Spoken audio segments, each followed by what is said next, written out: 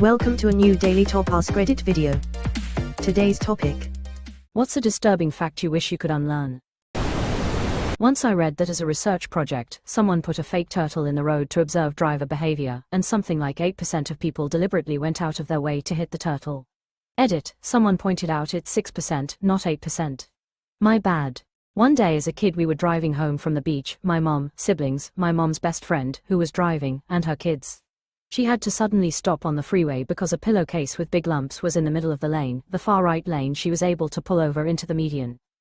Turns out there were 2 tortoises in the pillowcase, one was smashed and dead. We rescued the other. Friend kept it for years in the large property. That's when I learned about illegal animal trade and stealing animals from the wild. The vet said it was definitely a wild tortoise from somewhere, but since they couldn't find where she came from they couldn't release her. She lived a good life, as wild as possible, with good food and shelter and acres to wander in. I named her Lucky that day, and it stuck. Edit, the friend literally ran into the freeway to rescue the still live tortoise. She was not in a shelter or was adopted in any way. Friend kept the tortoise and brought her to a vet where she was told the info that she was most likely wild and stolen from the desert. This was over 20 years ago in Southern California, and I don't remember what kind of tortoise she was, just that she was from the desert. My grandma had a pet tortoise as a kid. Her dad farmed, so they had some good space. They'd let it out to roam in a bit. One day when they went to go bring it in, they found that someone had stabbed its eyes out and killed it. I'm glad your mom's friend was able to rescue one of the ones you guys found. I never got the people who liked to rip the wings off of butterflies as kids. It just seems perverse and cruel, but apparently it was a fairly common rite of passage for a lot of kids. Meanwhile, I was holding ants, ladybugs and beetles in my cupped hands while spinning around, because I thought it would be fun for them, like a little amusement park ride. Meanwhile, I was holding ants, ladybugs and beetles in my cupped hands while spinning around, because I thought it would be fun for them, like a little amusement park ride. I would never have hurt a bug. Pleading face, this may be the cutest thing I ever read. There's a condition called Cotard's delusion, where a person genuinely believes they're dead, like fully dead, but their body just hasn't noticed yet. Some even stop eating or ask to be buried. The mind is terrifying when it breaks. I had a sort of similar but much less severe feeling some years ago, early 30s, and it persisted for a couple months. I wouldn't say I felt fully dead, but I felt like the difference between me as an organism alive and me as an organism not alive was unnoticeable or meaningless.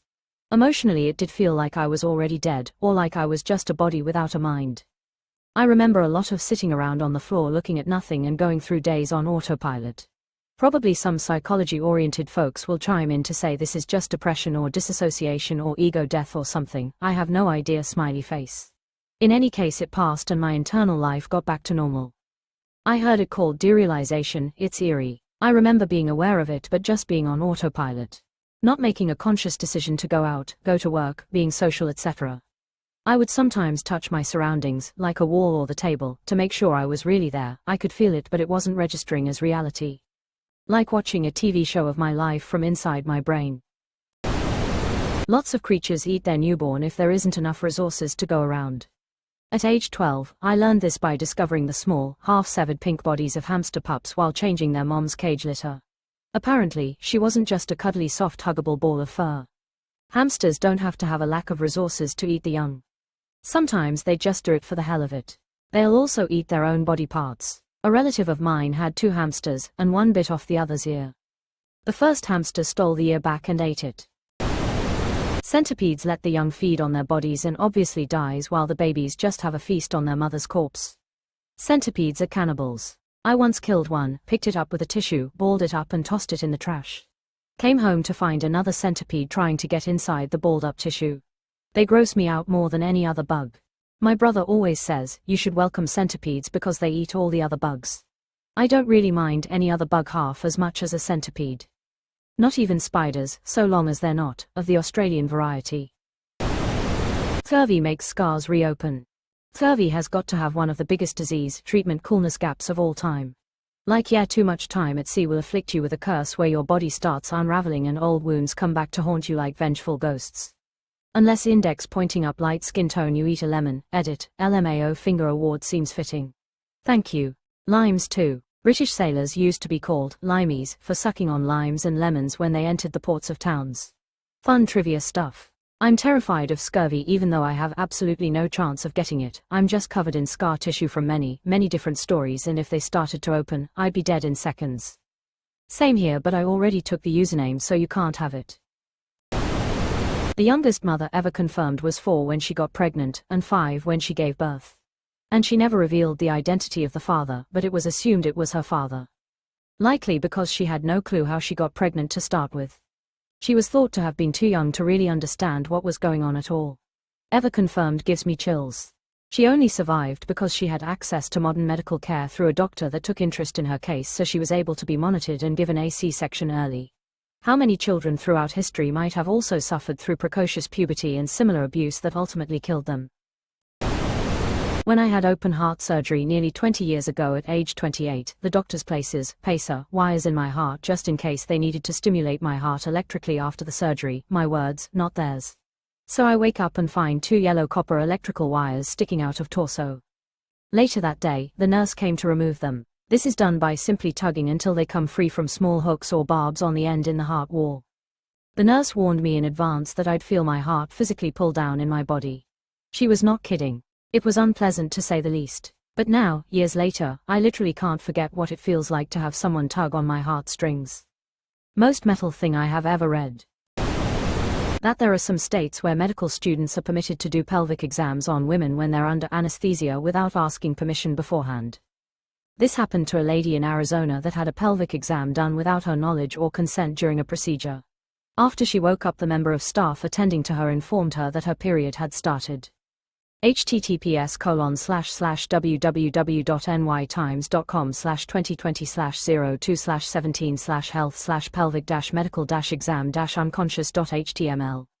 Edit, found the story, stupid paywall, so we'll paste below. Headline, she didn't want a pelvic exam but she received one anyway. Medical schools and students performing pelvic exams. By Emma Goldberg. Published Fair 17, 2020 Update Fair 19. 2020, Janine, a nurse in Arizona, checked into the hospital for stomach surgery in 2017. Before the procedure, she told her physician that she did not want medical students to be directly involved. But after the operation, Janine said, as the anesthesia wore off, a resident came by to inform her that she had gotten her period. The resident had noticed while conducting a pelvic exam. What pelvic exam? Janine, 33, asked. Distressed, she tried to piece together what had happened while she was unconscious. Why had her sexual organs been inspected during an abdominal operation by someone other than her surgeon? Later, she said, her physician explained that the operating team had seen she was due for a pap smear. Janine burst into tears. I started having panic attacks trying to figure out what had happened, she recalled in an interview. I have a history of sexual abuse, and it brought up bad memories. She felt especially unnerved as a medical professional. Patients put such trust in the medical profession, especially on sensitive topics such as going under anesthesia. Janine asked that she be identified only by her middle name. The hospital declined to comment on its policies regarding informed consent for pelvic exams. Pelvic exams necessitate physical inspection of the most sensitive areas of a woman's body. The exams are typically conducted while the patient is awake and consenting at a gynecologist visit to screen for certain cancers, infections and other reproductive health issues. But across many U.S. states and medical institutions, physicians are not required to obtain explicit consent for the procedure. Sometimes the exams are conducted by doctors or doctors in training while women are under anesthesia for gynecological and other operations. Quote, "Thank you for copying and pasting the article so we can avoid the paywall. That was very considerate. That article is wild, she must have felt so violated. Deleted. Excuse me, confused non-American here with a quick question, what the actual fuck? Exclamation mark. That's really FKED up. And without telling him after, too. They even do it in pediatrics. Prions. It's just so hard for me to fathom something, misfolding.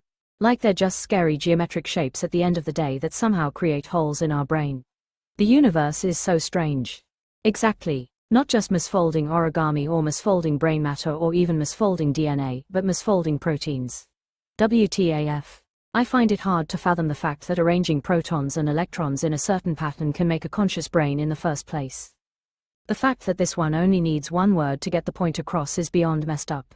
Prions can help you unlearn about prions for sure. The mouth and anus share similar nerve endings, which is why eating something spicy can cause a burning sensation both when it goes in and when it comes out. That is actually pretty interesting because one of the first dividing points between animal types are protostomes and deuterostomes. During the very earliest embryonic stages of development, an embryo forms an opening. For protostomes, that is their mouth first. For deuterostomes, that is their butthole. All vertebrates are deuterostomes. So at one point in every person's development, we were all just assholes. And some never develop past that point. The number of women who have experienced traumatic brain injury, TBI, due to domestic violence is estimated to be 11 to 12 times greater than the number of TBIs experienced by all military personnel and athletes combined. What's wild is that both military personnel and pro-athlete injuries are studied, reported, and documented. TBIs, from intimate personal violence, eclipsing those numbers is staggering considering it's often unreported, so we're only getting a small sample of its scope. A type of egregious harm is in greater occurrence in regular life for women than in fields dedicated to feats of strength and violence. Note, anybody can be affected by IPV, intimate partner violence. I just specified women to stay true to the comment and it's what I've researched. The news just announced that 50% of violent crime in my metro area is domestic violence. That blue line of silence that protects the 40% of law enforcement boots that commit domestic violence is really something, too.